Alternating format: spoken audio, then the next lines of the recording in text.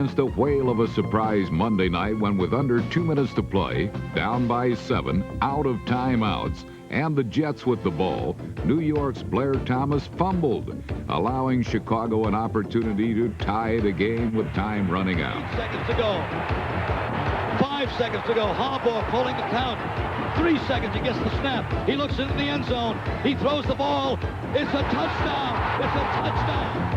With the game in overtime, Jets veteran place kicker Pat Leahy missed a potential game-winning field goal, leaving the heroics once again to Bears quarterback Jim Harbaugh. Looks like it might be a running play, too. Now, rolling out to the right is Harbaugh, looking downfield, throws downfield, and is caught at the goal line. Touchdown! Touchdown! The Bears win. Aha, but not so, at least not yet. You see, after further review, Capposo was ruled down at the 1/2 yard line. So following a few post-game interviews and a brief visit to the locker room, Harbaugh and company returned to go the final 6 inches in what turned out to be a surprising Bears win. Wait. Yep, Bears win. In a week full of surprises, Chicago's incredible finish was the most surprising of them all.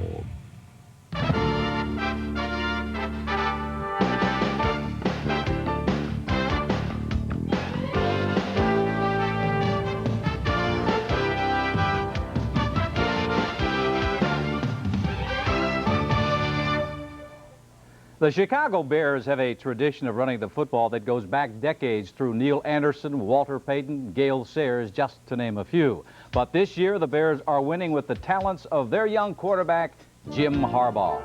Last year, the Bears were second in the NFL in rushing. This year, 17th. Last year, the Bears were dead last in passing. This season, they are ranked 8th. To talk about the Bears' offense, Jim Harbaugh joins Nick on NFL Crosstalk.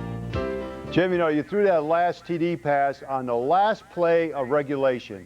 And in overtime, you thought the game was over. You were doing an interview, and a teammate had to come and pull you away from that TV interview to finish the game. Was that the wildest game you've ever played in? Yes, it was, without a doubt. Little League football, high school, college, that was definitely the wildest and weirdest. I don't know what was going on. There was a full moon, so maybe that had something to do with it. What were you thinking when they took you away and they made you go run another play?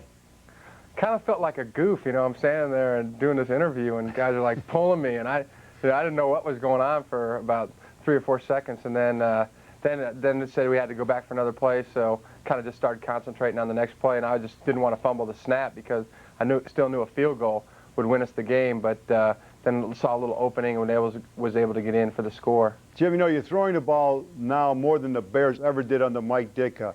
Is this because offensive coordinator Greg Landry is calling the plays rather than Mike? No, not really. I don't think that's the real reason. I just think that teams are stopping our running game for whatever reason, and the pass plays have been there. The best thing for me and our receivers in our passing game is I think we're throwing on first down, second down, third down, and we're not as predictable as we have been in the past. Well, for the first time as a Bear, I'm sure this is a relief to you. You don't have a backup quarterback that's looking over your shoulder. Last year it was Mike Tomczak. Is this your team? Well, it's my team as long as I'm playing well and we're winning, and I feel it's just like any other quarterback situation in the NFL. As long as you're healthy and playing well, you know, I feel like I'll be in there. But you know, I think everybody's doing a great job right now. We're 4-0. We've got a lot of improvements to make. You know, personally, I'm not right where I want to be as an NFL quarterback.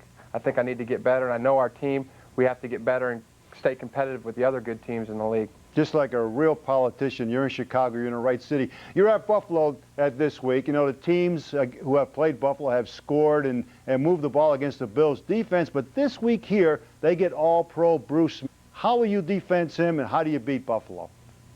Well, if he's in the lineup, you know, I'm not going to lie to you, we have to get him blocked, and he's a great player. They've got a lot of big-name players on their team, all-pro caliber, that we just have to get blocked and move the football. I think this week we're going to have to score more points than we have been because Buffalo's got the #1 ranked offense in the National Football League right now, so we're going to have to stay up with them and give our defense a chance to be competitive.